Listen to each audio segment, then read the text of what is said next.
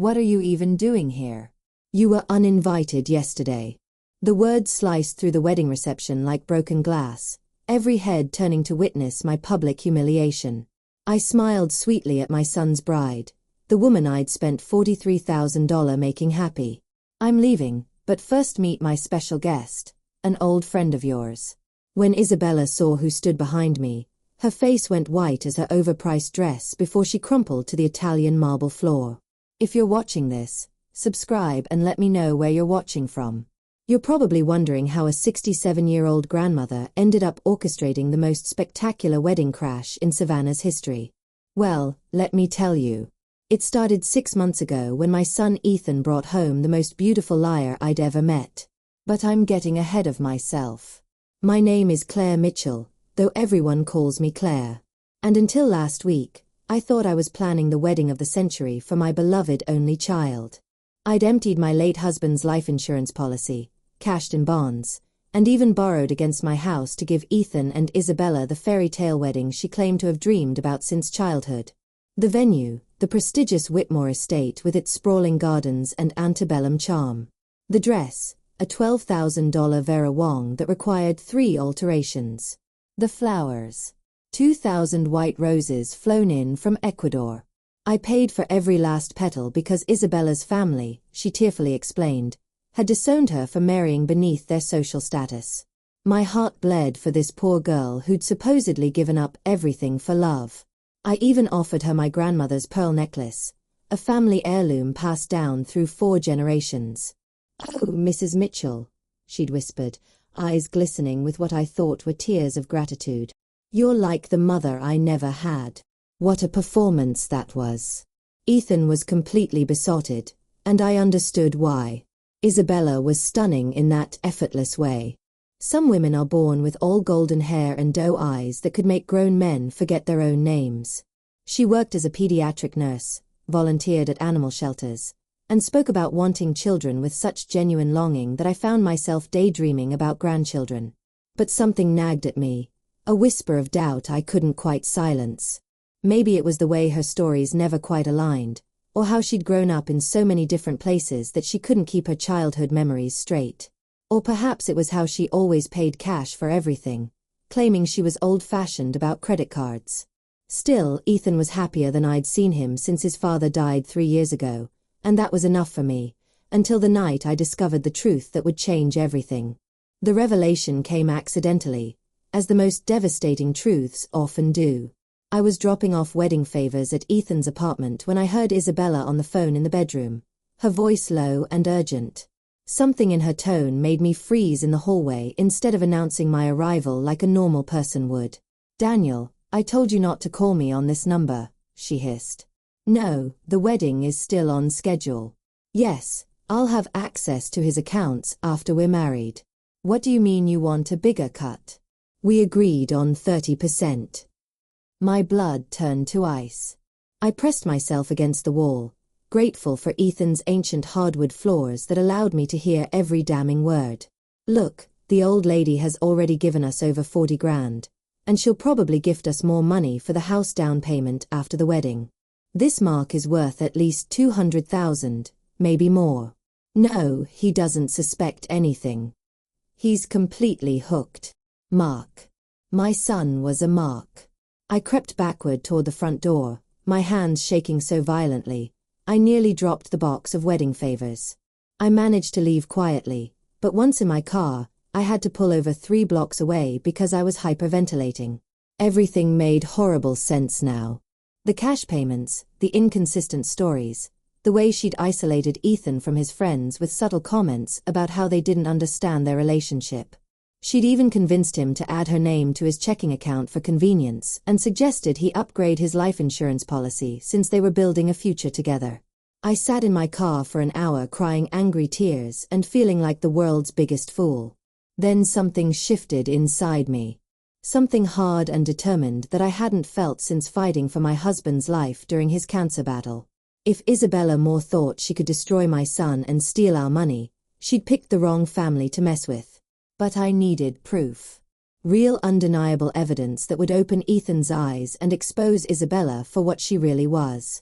I drove straight home and did something I never thought I'd do in my lifetime. I Googled private investigators, Savannah, Georgia. The next morning, I met with Linda Parker at a small cafe downtown. Linda was a former police detective who'd gone private after retiring, specializing in fraud cases. She was probably 10 years younger than me, but had the kind of no-nonsense demeanor that immediately put me at ease. "Mrs. Mitchell," she said after I'd explained the situation, "what you're describing sounds like a classic romance scam with a marriage twist. These people are professionals. They study their targets, learn what they want to hear, and become exactly that person." I slid a check across the table. "How long will it take?" Linda smiled grimly. "For someone stupid enough to use her real voice on the phone? Not long at all." 2 weeks later, Linda called with results that exceeded my worst fears. "Claire, you're going to want to sit down for this," she said, her voice grim over the phone. "Isabella Moore doesn't exist. The woman your son is planning to marry is actually Rachel Collins, and she has quite a history." I was in my kitchen making tea when she called, and I had to grip the counter to keep from collapsing. "Tell me everything." Rachel Collins, 29 years old, originally from Tampa. She's been arrested 3 times in the past 5 years for fraud, though she's only been convicted once. She works with partners, usually men who help her research targets and sometimes pose as family members to add credibility to her stories. My tea kettle was screaming, but I couldn't move to turn it off. The man on the phone, Daniel Rivera, her most frequent accomplice. They were romantically involved until about 2 years ago when she apparently scammed him out of $15,000 and disappeared. He's been trying to track her down ever since. Finally, I managed to turn off the burner, my hands moving on autopilot while my mind reeled. "How did you find all this?" "The miracle of facial recognition software and some old-fashioned detective work. Rachel's been using the Isabella Moore identity for 8 months. Complete with fake social security number and employment history. The pediatric nursing job? She volunteers occasionally at a free clinic, just enough to make the story believable if anyone checks." I sank into my kitchen chair. "Linda, I need you to find this Daniel Rivera." There was a pause. "Claire, what are you thinking?" "I'm thinking that a man who's been hunting Rachel for 2 years might be very interested in attending her wedding." Linda's voice carried a note of admiration. "You want to bring him to the ceremony?" "I want to give Isabella exactly what she deserves." My voice was steadier than I felt. "Can you find him?" "Already did. He's living in Nashville now, working construction. I can have his contact information to you within the hour." After hanging up, I sat in my silent kitchen for a long time. Part of me wanted to march straight to Ethan and lay out everything Linda had discovered. But I knew my son. He was stubborn like his father, and Rachel had been working on him for months. She'd probably convinced him that any criticism was just jealousy or an attempt to control his life. No, I needed something more dramatic, something that would expose her so completely that there would be no room for denial or manipulation. The wedding was in 10 days. And I was going to make sure it was unforgettable. That afternoon, I called Daniel Rivera. Daniel Rivera speaking. His voice was cautious, professional. I'd caught him during his lunch break at a construction site in Nashville. "Mr. Rivera, my name is Claire Mitchell. I believe you know my son's fiancée, though you knew her as Rachel Collins, not Isabella Moore." The silence stretched so long I thought the call had dropped. Then, "Where is she?" "She's about to marry my son in Savannah in 9 days. She's stolen over $40,000 from us already, and she's just getting started." I kept my voice steady, businesslike. "I think we can help each other." Another pause. "Lady, I don't know what kind of game you're playing, but she told her partner Daniel that the mark was worth at least $200,000. She's planning to access my son's bank accounts after the marriage and probably disappear within 6 months. I let that sink in. Ring any bells? His intake of breath was sharp. "You heard her talking to Daniel?" That's me. We had a business arrangement until she screwed me over. Then you understand my position. Mr. Rivera, what exactly are you proposing? I'd been thinking about this for hours, turning the plan over in my mind like a puzzle piece until it fit perfectly. She's having a church wedding with 300 guests. Very public, very prestigious. What if her past walked through those church doors right in the middle of her moment of triumph? You want me to crash the wedding? There was something like admiration in his voice. I want you to expose her in front of everyone she's been lying to. In front of my son, who deserves to know the truth before she destroys his life. Daniel was quiet for several minutes. When he spoke again, his voice was different, harder. She took $15,000 from me and vanished in the middle of the night. Left me holding the bag on a hotel room bill and a rental car. I've been looking for her for 2 years. Then this is your chance. What's in it for you? Besides saving your son, I mean. I smiled, though he couldn't see it. Justice, Mr. Rivera. Plain and simple justice. We talked for another 20 minutes, working out the details. Daniel would drive down the morning of the wedding and wait for my signal. I'd already been uninvited, Rachel, having convinced Ethan that his mother was trying to sabotage their happiness. But I had ways of getting into the Whitmore Estate that didn't involve the front door. After we hung up, I realized I felt lighter than I had in weeks. The helpless fury was gone, replaced by something much more satisfying. Purpose. The next few days passed in a blur of preparation. I cancelled my hair appointment and my dress alteration. If I was going to be uninvited for my son's wedding, I certainly wasn't going to look my best for the occasion.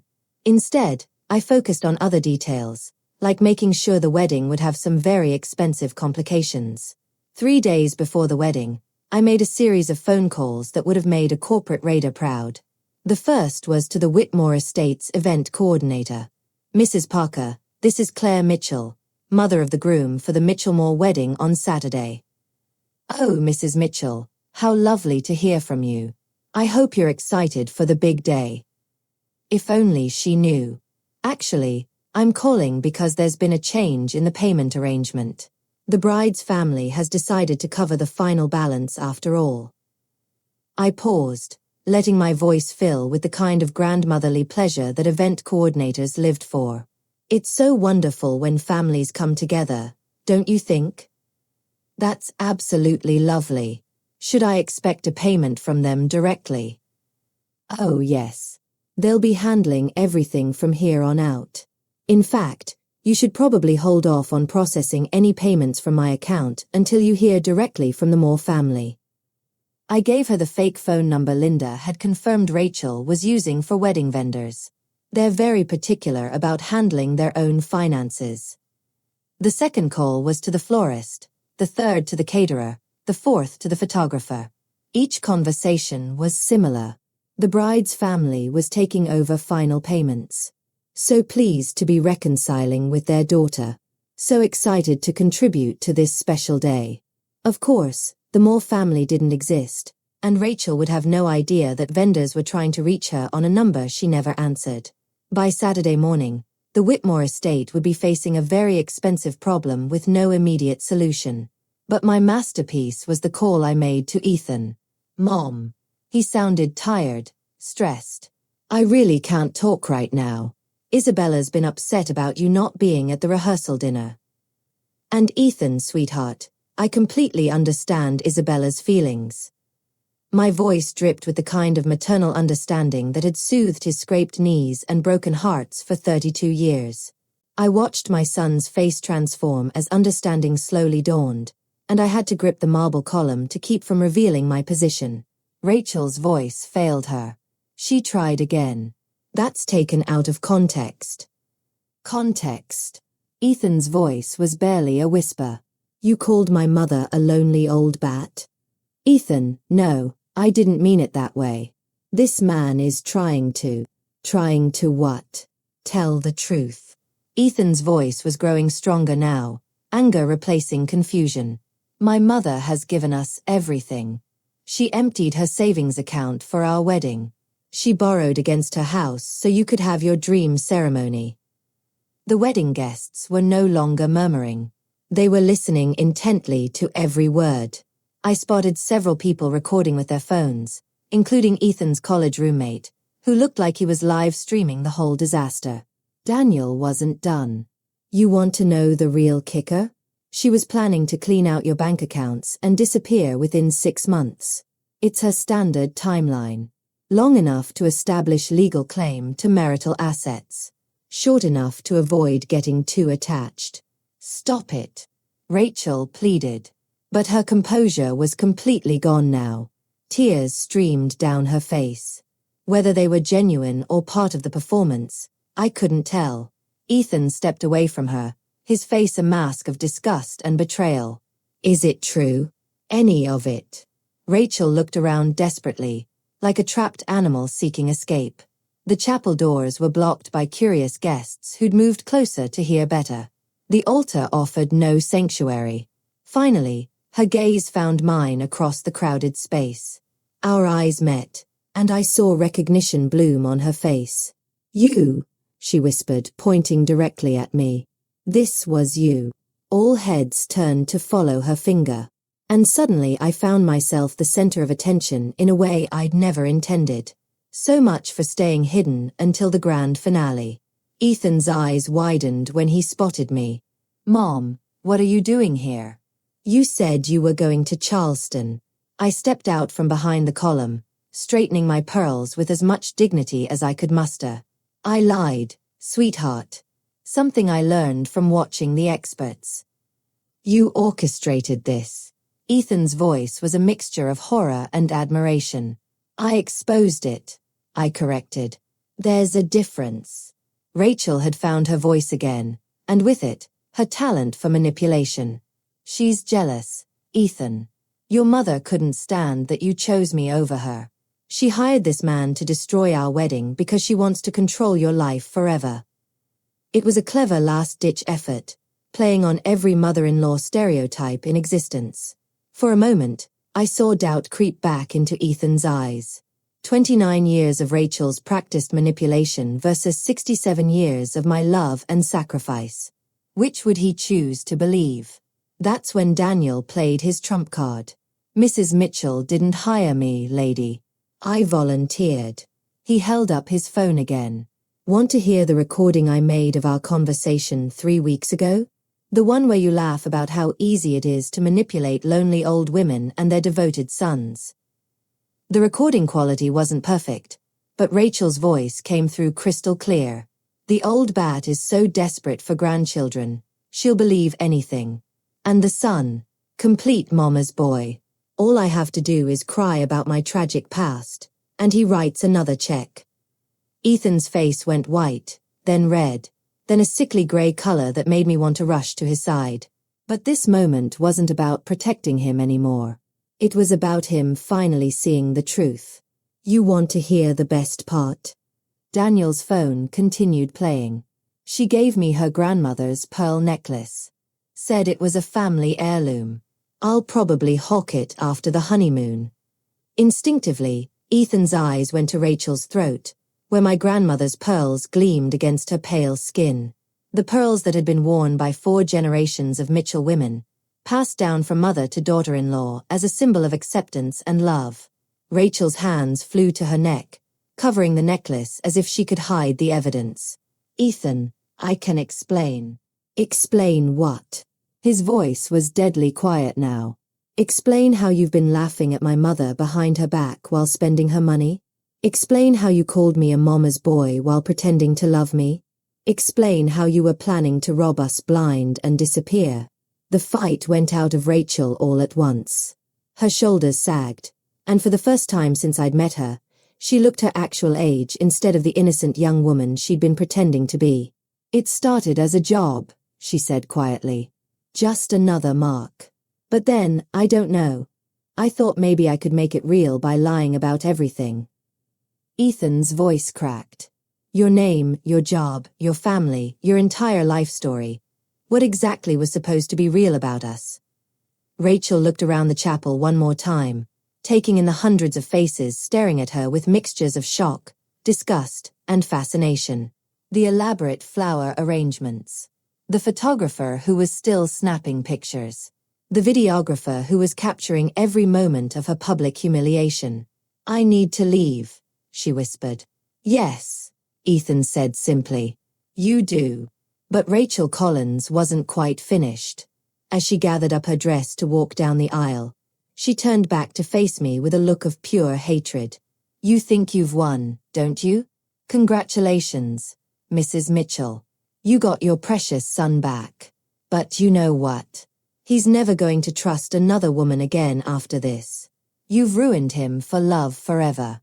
Also, you could stay the most important woman in his life." The words hit their mark. I felt a stab of doubt, wondering if my quest for justice had crossed the line into something darker and more selfish. But Ethan surprised me. "No," he said firmly. "She didn't ruin me.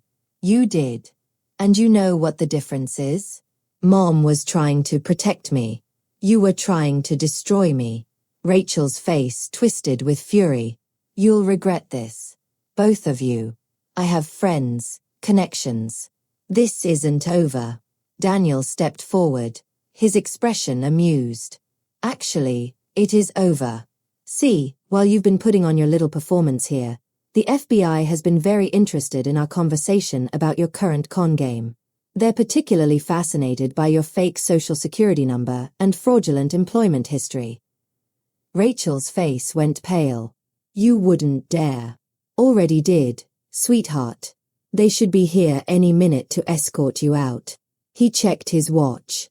"In fact, I'm surprised they haven't arrived yet." As if summoned by his words, two men in dark suits appeared at the chapel entrance. They moved with the purposeful stride of federal agents, and Rachel's last hope of a dignified exit evaporated. "Rachel Collins." The taller agent held up his badge. "FBI. You're under arrest for fraud, identity theft, and violation of federal banking regulations." What followed was a scene I'd never imagined witnessing at my son's wedding. Federal agents reading Miranda rights in a chapel decorated with white roses and baby's breath. Wedding guests fumbling for their phones to record history in the making. A bride in a $12,000 dress being led away in handcuffs. Rachel didn't go quietly. As the agents escorted her down the aisle, she kept turning back to scream at Ethan and me. "This is harassment. I haven't done anything wrong. You'll be hearing from my lawyers." But her protests fell on deaf ears. Half the chapel was recording her arrest, and the other half was already texting the news to friends and family who'd missed the show. By evening, the video would be all over social media with hashtags like #weddingcrash and #conartistbride. After the agents left with Rachel, an eerie silence settled over the chapel. 300 wedding guests sat in their pews, unsure whether to leave or stay, congratulate or commiserate. The minister stood at the altar looking like he'd never encountered this situation in seminary school. Ethan remained at the altar, still wearing his tuxedo, staring at the doors where his bride had just been arrested. I wanted to go to him, but something held me back. This was his moment to process, to grieve, to figure out what came next. Finally, he turned to face the congregation. "Well," he said, his voice carrying across the silent chapel, "this is awkward." A few nervous chuckles rippled through the crowd. "I want to thank everyone for coming today. I know this isn't how you expected to spend your Saturday afternoon." He paused, running a hand through his hair. "The wedding is obviously cancelled, but the reception is already paid for, so if anyone wants to stay for dinner and an open bar, you're welcome to it. God knows I could use a drink." This time the laughter was more genuine. People began standing, stretching, talking in small groups as the shock wore off and the reality of the situation set in. Ethan finally looked in my direction. Our eyes met across the chaos, and I saw a mixture of gratitude, embarrassment, and something that might have been admiration. He walked down the aisle toward me, and the crowd parted like the Red Sea. When he reached me, he stopped and just stood there for a moment, studying my face. "Mom," he said finally, "we need to talk." I nodded. Yes, we do. But first, Ethan reached up and carefully unclasped my grandmother's pearl necklace from around Rachel's throat. These belong to you. I took the pearls with shaking hands, feeling their familiar weight. Actually, they belong to the woman my son eventually marries, when he finds someone worthy of them. Ethan's eyes filled with tears. I'm so sorry, Mom, for not believing you, for choosing her over you, for being such an idiot. You weren't an idiot, sweetheart. You were in love. Or at least you were in love with the person you thought she was. I reached up and straightened his tie, a gesture I'd been making since he was old enough to wear clip-ons. Love makes us all vulnerable. The important thing is that you're safe. How long did you know? I started suspecting something about a month ago. I had proof 2 weeks ago. I met his eyes. I hired a private investigator. And Daniel. He volunteered for revenge duty when I called and told him where to find her. I smiled slightly. Hell hath no fury like a con artist scorned, apparently. Ethan laughed despite everything. You've been busy, haven't you? I've had a very educational few weeks. I took his arm. Now, what do you say we go face the music at your non-reception? People are going to have questions. As we walked down the aisle together, I caught snippets of conversation from the departing guests. Most of it was shock and amazement, but I also heard genuine concern for Ethan and grudging respect for what they were calling my detective work. Mrs. Henderson from next door grabbed my arm as we passed. Claire Mitchell, you are one smart cookie. I never trusted that girl. Too pretty and too sweet. Real women have edges. The reception that wasn't a reception turned out to be the most honest party I'd ever attended. With the pretense of a wedding celebration stripped away, people relaxed in a way they never do at formal events. The bar opened early. The band played blues instead of wedding classics, and conversations flowed with the kind of authenticity that only comes after shared trauma. Ethan handled himself with more grace than I dared hope. He worked the room like a politician, thanking people for coming, apologizing for the drama, and accepting condolences with good humor. I watched him from across the ballroom and felt a pride that had nothing to do with his professional achievements or his choice in women.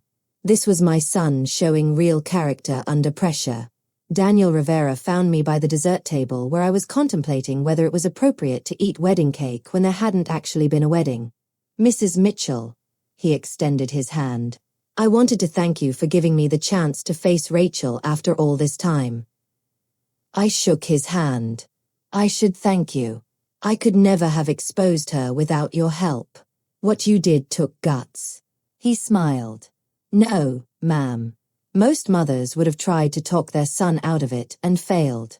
You played chess while the rest of us were playing checkers. After he left, I found myself alone with my thoughts for the first time all day. The adrenaline was wearing off, replaced by exhaustion and something that might have been sadness. Yes, I'd saved Ethan from a terrible marriage and potential financial ruin, but I'd also destroyed his faith in love, at least temporarily. Had I done the right thing? Mom. Ethan appeared beside me with 2 glasses of champagne. You look like you're having second thoughts. I accepted the glass gratefully, just wondering if there might have been a gentler way to handle this. You mean like sitting me down and explaining that my fiancé was a con artist? Because we both know how well I would have received that news. He had a point. You would have thought I was jealous and controlling. I would have accused you of exactly what Rachel said, trying to keep me dependent on you forever. Ethan sipped his champagne. You know what changed my mind? It wasn't Daniel showing up, or even the recording. It was watching Rachel's face when she realized you'd outplayed her. For just a second, her mask slipped completely, and I saw who she really was underneath all that sweetness. What did you see? Cold calculation, and genuine respect for a worthy opponent. He turned to look at me. She underestimated you completely. She thought you were just a lonely old woman who'd do anything to keep her son happy. She had no idea she was trying to con someone smarter than she was. I'm not sure about smarter. Maybe just more motivated. Mom, you orchestrated the exposure of a professional con artist using her own partner and the FBI. That wasn't just maternal instinct. That was strategy. We stood in comfortable silence for a while, watching our friends and family enjoy the party that had risen from the ashes of disaster. The band was playing jazz now, and several couples had started dancing. I have a confession, Ethan said eventually. What's that? Part of me is relieved. Not about the public humiliation or the arrest, but, he paused, searching for words. Something always felt off about Isabella. I could never put my finger on it, but sometimes when I'd catch her off guard, she'd look at me like she was trying to remember who she was supposed to be. Why didn't you say anything? Because I thought it was just wedding stress. And because, he sighed, because I was 32 years old and had never been in love before. I thought if I questioned it too hard, it might disappear. My heart ached for him. Oh, sweetheart. I know. Pathetic, right? The mama's boy who falls for the first pretty girl who pays attention to him. No, I said firmly. Human. You're human. And humans want to be loved. There's nothing pathetic about that. Even when they make terrible choices about who to trust. Especially then. I took his hand. Ethan, what Rachel did to you, that wasn't your fault. She's a professional liar who studied you, learned what you wanted to hear, and became exactly that person. You weren't gullible. You were targeted. Ethan squeezed my hand. Thanks, Mom. For everything. For seeing through her, for protecting me, and for doing it in a way that made sure I couldn't ignore the truth. You're welcome. But next time you fall in love, maybe introduce me earlier in the process. He laughed. Next time I fall in love, I'm running a full background check first. That might be a bit extreme. After today, I don't think so. He grinned. Besides, I've learned something very important about the women in my life. What's that? Never underestimate a Mitchell woman. We're apparently much more dangerous than we look. I smiled, feeling lighter than I had in months. Your grandmother would have been proud. She would have loved watching you work.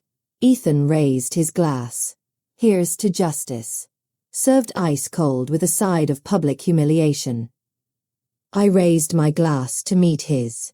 Here's to family, and knowing when to fight for the people you love. As we clinked glasses, I realized that despite everything, the lies, the betrayal, the public spectacle, I was exactly where I belonged. Standing beside my son, who was safe and free, and finally seeing clearly again. Sometimes the best weddings are the ones that never happen. Thanks for listening.